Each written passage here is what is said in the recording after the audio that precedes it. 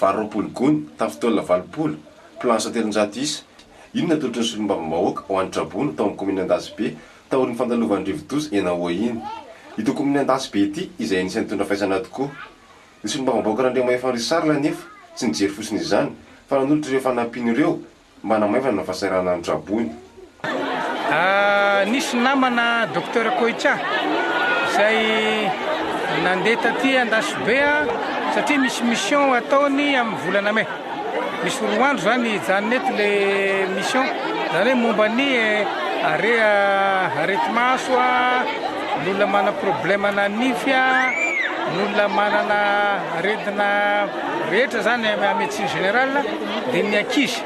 zany hoe ho avy eto mandritra ny roa andro. Rehefa tonga teto izy dia niresaka taminy ako hoe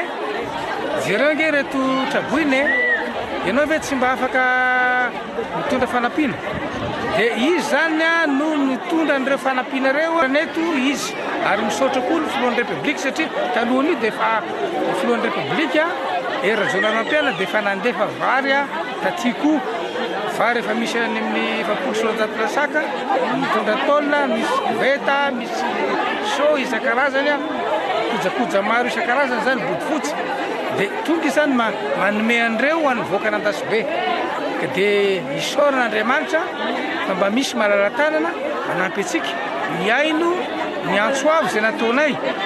dia nitaterahana zany dia hitantsika io ny fanampiana zay nomeny. Nisy komity natsangana tamin'le fanomezana avy amin'ny filohan'ny république dia nisy komity natsangana dia ino moa nandeha ny fizarana rehetrarehetra dia rehefa tonga izay dia nangataka ny voaka n'Andasibe hoe alao andeha parifokotany na kartely izy dia zaraina isaka fokotany dia nilamina dia any zany zareo ka raha ohatra hoe misy fimenomenolona misy tsy nahazo dia efa natao parifokotany dia zareo malala ny Traboina eo amin'ny fokotany tsirairay satria nizaraina mitovy dia zay fokotany tsy nahazo angamba na hoe tsampy ny fanomezana dia nataony nanatombo ohatra ny andasy fahatelo zany dia nataony nanatombo kely ny vary dia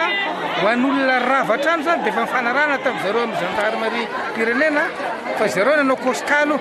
hoe tena tsisy tokoa fa lasa ny rano tokoa ny trano dia iny zany dia omena tôlina omena planche omena fantsika anorenana merenany reny tranony zay tsisy mihitsy satria tsisy verenany tsisy tsokoany dia zay ny fandelisa zany hoe ny komity zany dia mera moa ny manara-maso dia eo le komity teo aloha zay nanitsinjara no manara-maso ihany koa ny fizarana rehetra nareo tsaramaso na ny zavatra rehetra zay tsy voazara androany natoroany lisitra fa iny moa zany efa nanitsy ny telo andro zany nizara teto dia ny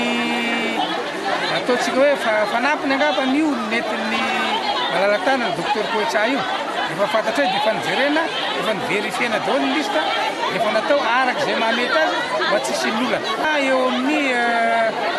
25 millions efam'izay eo zany totalindreo zay zany totalibidin'ireo zavatra netina teo ankoatra amin'ny misy koa moa marary teto dia mbola tsy maintsy aloha fanafody. Farony izany ireo vahoaka tamin'ny fanampiana natolotra azy. Nahazo azy efa nahazo saotra betsaka ny indreo nitondra fa nahazo sorany haly aloha saotra betsaka. Nitsinjaranisaka ny fokotany ireo fanampiana ireo mba hisiny mangarahara.